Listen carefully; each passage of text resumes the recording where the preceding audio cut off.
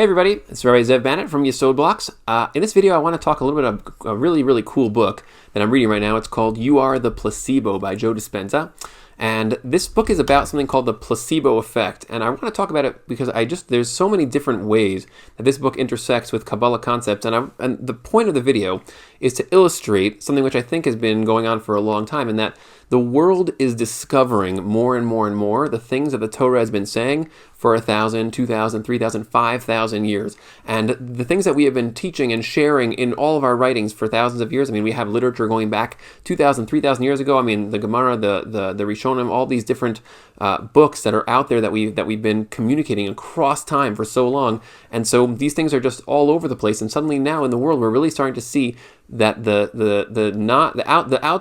don't want to say the secular world because I don't even like that word, but the world of people who are not learning Torah but who are just trying to figure stuff out by examining existence are figuring out so many of these concepts. And so this book, You Are the Placebo, is a fascinating example of this. And so the point of the book is to analyze this idea of something called the placebo effect. And what the placebo effect is essentially that when they were doing these tests, and they would basically take drugs that they created, these are drug companies that invent a drug, and then they give it to people, and they want to see if the drug will help them. And they also do what's called a control group, where they give another group of people a fake drug, just like a sugar pill or something like that. And so they wanted them to be able to compare the effects of these two things and to figure out to what degree the real drug makes a difference. And what's really cool about these types of situations, again, this has been going on for decades already, but now there was a fundamental shift in how this type of testing was suddenly viewed, or not suddenly, but was being viewed. In other words, the way that it would usually go is there would be something called the placebo effect. In other words, some people on the sugar pill would get better. So let's say we have two groups of 100. 100 people take the real drug and 100 people take the sugar pill. And then what happens is, of the people that take the real drug, so let's say 80 of them get better, and then of the people who take the sugar pill, 40 of them get better, or 50 of them get better. So you say, oh wow, the real drug is clearly effective because it is able to outpace the control group that only had a placebo, and so you have 80 people got better versus 40 people getting better. So it's clearly effective in some way. But then some people started to think about it and analyze and notice, wait a second, what's the story with those 40 people that got better on the sugar pill? How'd they get better? And so there's a ton of research into this kind of thing. And this book, You Are the Placebo, is mind-blowing in terms of what it talks about. And this is, again, it's full of research, scientific research of the effect of this thing called the placebo effect. Now, why is this essentially a Kabbalah concept at its core? Why is it a profound Torah concept? Well, if you've been watching Yesod Blocks for a while, then you already know that we talk a lot about how there is this intangible self that is you. When you look into somebody else's eyes, you're not trying to see their eyeballs. We're not interested in eyeballs. We're interested in connecting to the other person and seeing that which is actually unseeable. It's invisible. The other self is not visible. We can't see each other on the self level. We can only see each other as bodies, each other's features, and that's a doorway to get through to the self. In fact, if you do try to think of a person in terms of their eyeballs or their features, we call that objectifying the person, and then we feel very uncomfortable. You objectified me. That's actually the root of all things like racism and sexism, where you now try to look at somebody in terms of their externalities, and then you use that to define them. That is the definition of objectifying somebody.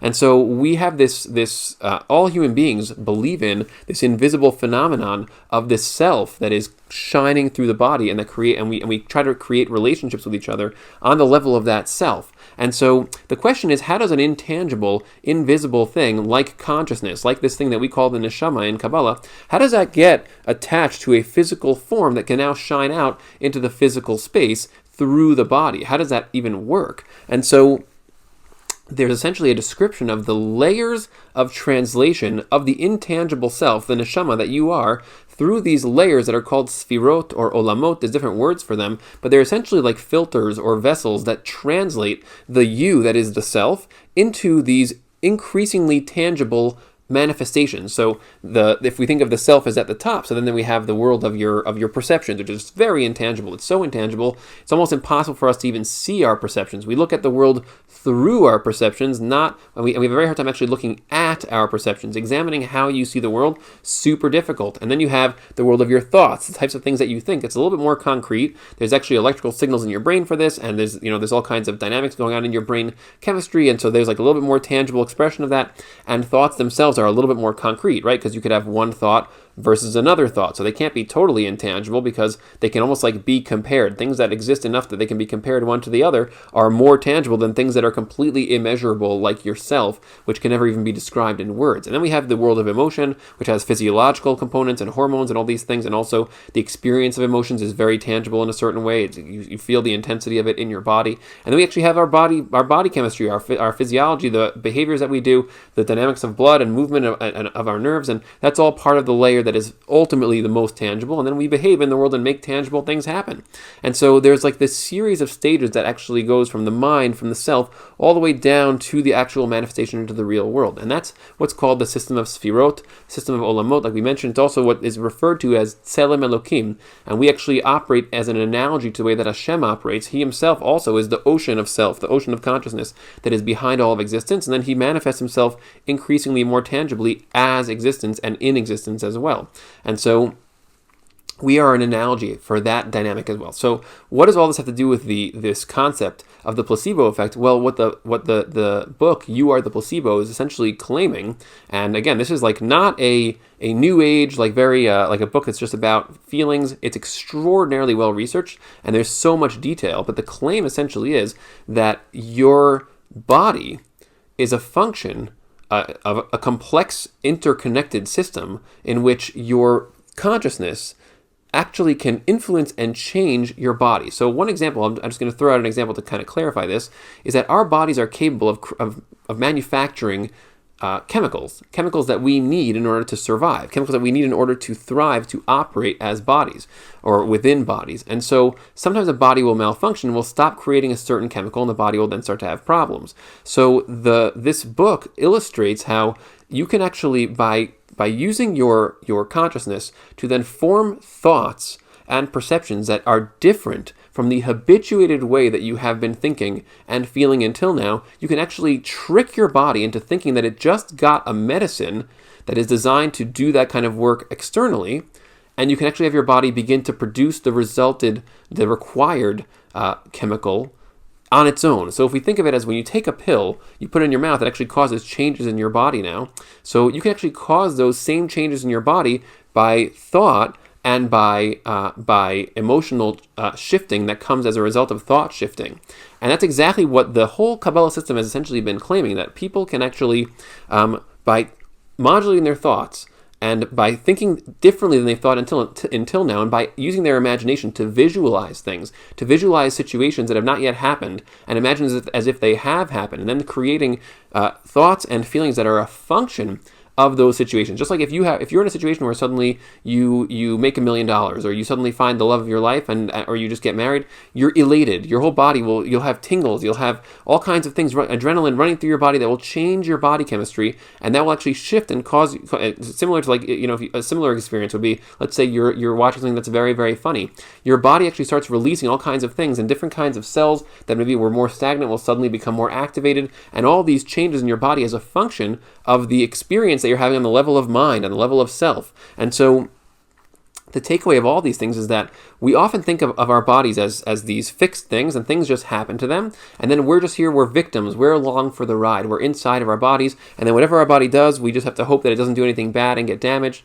And so the idea here is that you can actually change with different kinds of thoughts. This is actually, and he brings up the field of epigenetics, which is this idea that you actually can, when you experience different things, when you direct your thoughts and your feelings in different ways, you actually can activate and deactivate different kinds of genes in your body, because genes are also not fixed. We don't just have genes that say this is what you are. Our genes are constantly getting turned on and off by different stimuli. That's also what drugs do. Drugs actually can ignite and also deactivate different genetic patterns that actually cause our body chemistry and our body contents to change. And so this book, what he's really doing is he's actually showing on a medical level, on a physical level, on a measurable level, what we have been claiming for thousands of years. What we have been claiming is that the self and its interrelationship translating through down to the body, the self actually can be in charge of the body, can direct it by using techniques that allow us to access our body's potential, our body's power, by thinking certain kinds of thoughts, by imagining, by visualizing. And there's a whole world of literature about visualizing to change your life, and trying to use meditative practices to actually change how you think and feel about things that you've been thinking and feeling very counterproductively until now, how to actually change your whole physiology. So again, I'm going to recommend the book, You Are the Placebo. It's a profound, I would say a support book for Torah concepts. So if you know a lot of Torah concepts, here's something which you can then add to that. And if you know that those kinds of things, then this also allows you to add the Torah concept side of it too, and start to realize that these are actually our wisdoms from thousands of years ago that are written down in the Gemara and in other books all over the place, in the Zohar and the Medrash and the Rishonim. There's so many discussions of these kinds of techniques, and we've been saying these things for thousands and thousands of years. And now suddenly, instead of thinking the scientific perspective is, well, our bodies are just things, they just work a certain way and that's it, suddenly we're realizing that our bodies are actually tools. And this is exactly analogous and parallel to the Gemara when it talks about, are you within your mazal or are you above your mazal? Your mazal means the natural flow of your life. Your body has certain natural tendencies and you can just let it flow there and you're just kind of going along for the ride. And your mazal means the natural flow, from the word nizilah. It's just flowing that way. People often translate the word mazal as luck, but it really just means the natural flow of your life.